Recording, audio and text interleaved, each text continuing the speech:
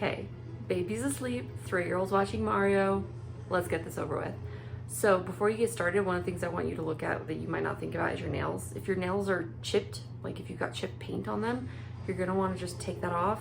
If you have fake nails, you're gonna wanna keep an eye on them because nails get lost in these and you don't want that.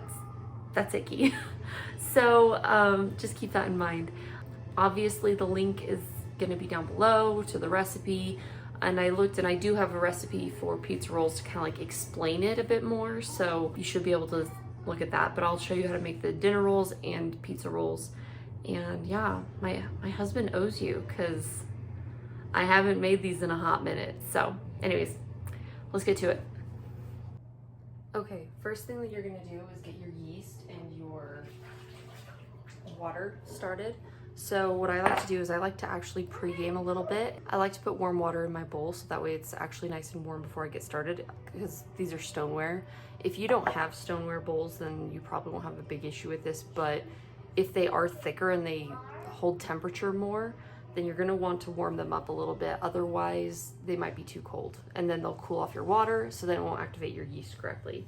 Hey guys, first things first, you need to go and make sure you have all your ingredients and that your yeast is in date. I cannot stress this enough. If your yeast is not in date, these rolls will not work. So make sure you've got all the ingredients and that your yeast is good. Last thing I want to notice is that it's easier to triple the recipe than it is to double the recipe.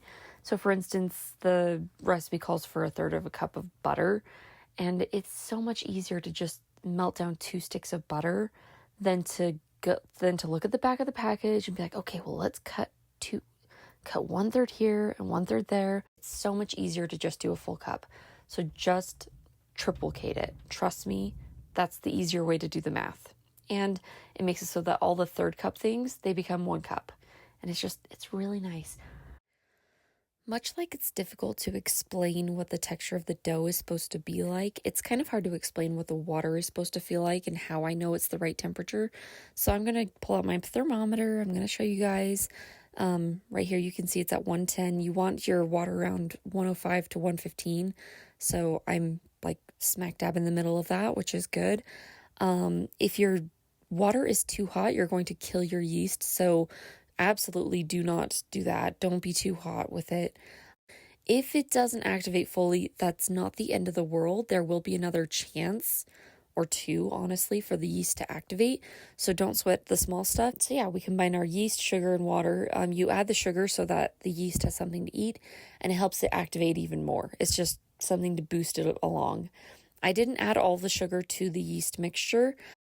I added the rest of my sugar to the bowl. But now that we've got our yeast all set up and ready to go, and it's going to do its thing, it just needs time, we're going to set it off to the side while we work on our main mixture. So the one thing I would do differently this time around is I wait a while to add my salt. I would just add my salt right here because it's a dry ingredient, and I don't have to worry about washing my hands again if I get it on me, if that makes any sense.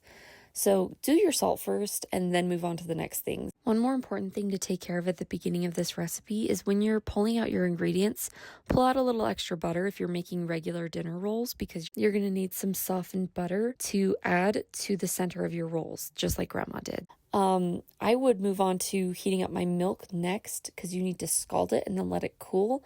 I don't fully understand why this step is necessary or what it does, but I don't question Grandma. And I suggest you don't either, because I think she knew things that we don't. One thing that I would also do differently if I could is I would strongly encourage you to use evaporated milk. When I started recording, I didn't realize that I didn't have any evaporated milk in my house, and so I have to settle for whole milk. But I really encourage you to use evaporated. It will give it a better flavor. It'll be more rich. It'll have just a touch more salt to it, so it'll just be a little more savory and just absolutely delicious. So I recommend that over regular milk. If you don't have any other option, then you can do regular milk. Just make sure you're tasting the mixture later on, so you can adjust if it needs a little bit more salt, like mine will. You'll notice later on down the line that mine does need more salt, and it's got a little less oomph to it. Aside from just tasting better in general, Also, one other thing is it goes back to that it's easier to make triple the recipe than double. 1 whole can of evaporated milk is 1.5 cups of milk, which is exactly what you need to triplicate this recipe. And so it's even better because then you don't have any leftovers of like a third left over in the can where it's like either you have to throw it away or you put it in your fridge and you're like, what do I do with this for days on end until you eventually throw it away because you didn't find a way to use it. Okay, while that's heating, we're going to mix in our eggs. Just mix them until well combined. Okay, our milk is pretty dang hot. I don't know if you can see any of the steam coming off of it, but if you like touching it to the side, it's pretty dang hot in there. So we're gonna set that off to the side and let it cool a little bit. And I'm going to melt my butter while we wait. One thing we can do while we wait is get our pans out. And one thing I like to do that it enhances the flavor and it'll give you a really good crisp on the bottom of your rolls is you unwrap your stick of butter, the one that you're probably softening right now. And you just get your pan and you start greasing it like this. The good thing about this is you can see exactly where you've already been. You can get a good coating. Bada bing, bada boom. We're done. Now this is important. When you add your butter or your milk, you're going to want to add them slowly. Don't let them, don't just dump them in there, because if you do, you're going to end up with scrambled eggs, and you do not want scrambled eggs, okay? So you're going to add it slowly while stirring constantly and quickly with your other hand. This way, it just gradually raises the temperature and it makes it so that the eggs won't scramble. They'll warm up, but they won't scramble, and that's exactly what you want.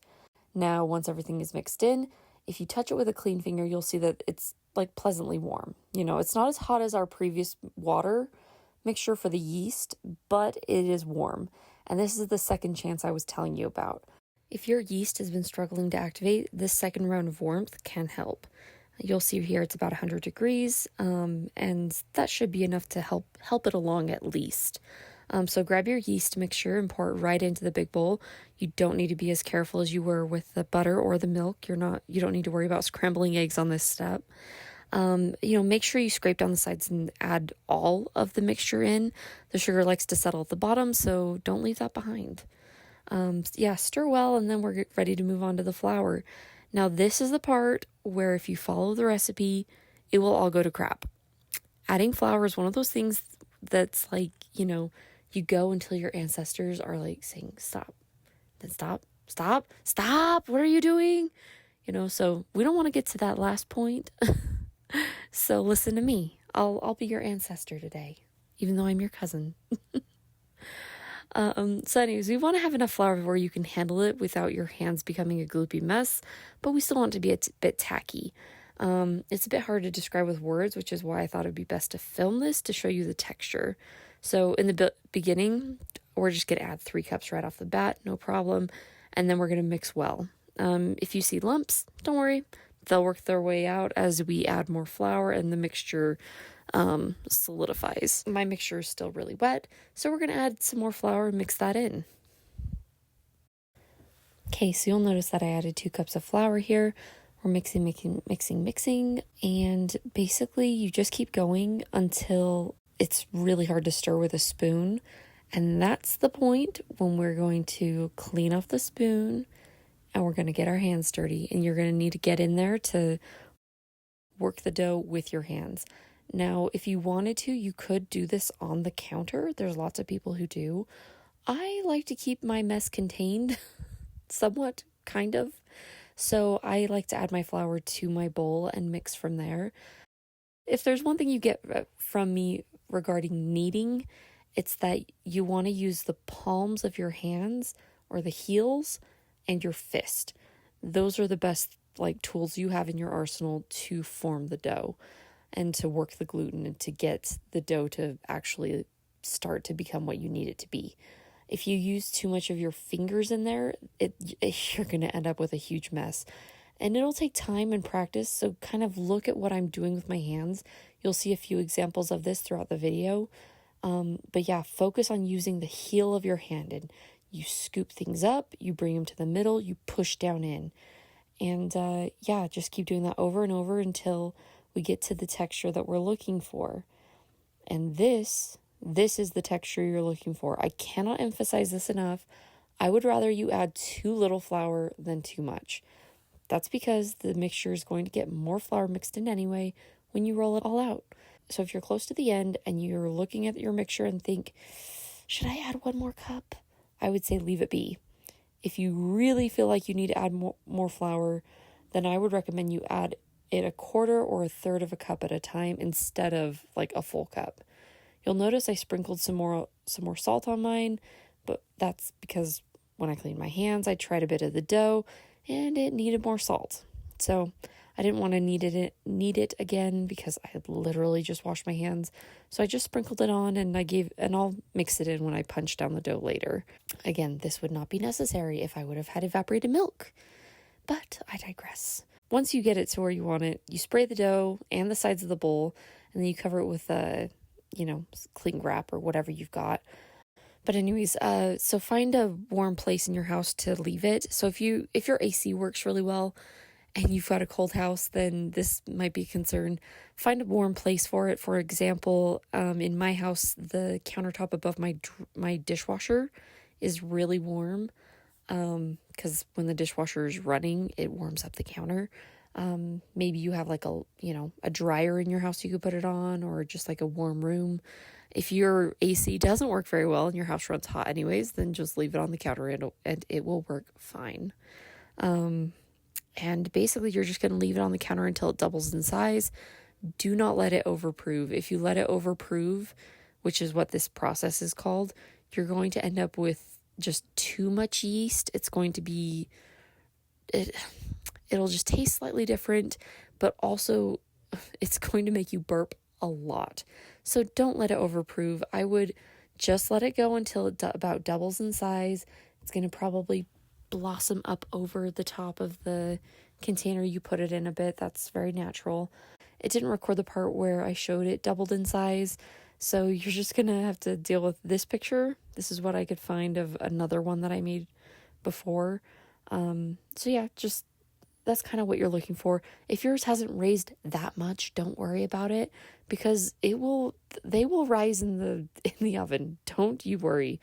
It's just important to let them prove, to develop that flavor and to allow all the ingredients to come together into a beautiful symphony. Okay, in this clip you'll have noticed that I took a small portion of the dough out of the bowl and I left the rest. That's because I'm going to show you how to make some traditional dinner rolls first, and then with the leftovers I'm going to make pizza rolls. Now when it comes to how thick the dough is, I generally, for like the regular dinner rolls, I do it somewhere between just under a 1/2 inch and a little bit more than a 1/4 inch. So somewhere between there. Something to keep in, I'll show you how to make both, the way Grandma Betty made them, and then just kind of a different technique that I've developed over the years. You can do whatever you want. Maddie, in your instance, I would probably do the traditional ones for your dad because I think he would love those. Anyway, but one thing that you'll notice is when you cut them into circles, which is the traditional Grandma Betty way, is that there's lots of scraps. There's lots of little pieces in between that get left behind. And that's not necessarily a problem, except that you have to re-knead those and then reincorporate them into the dough and roll them out again. And every single time you roll them out, like, it's going to get harder and harder because you're adding more flour as you roll it out. So the new technique that I developed, the reason why I developed it is I wanted to create something that didn't have the little scrap pieces in between that I would have to re-knead and reincorporate. So if you were to roll out the dough into, let's say, a rectangle, then you would be able to just cut straight lines through all the dough, going one direction and then the other, cutting all of your rolls into little rectangles. They look a little different, but they don't look bad, and it saves you a lot of time in rolling out.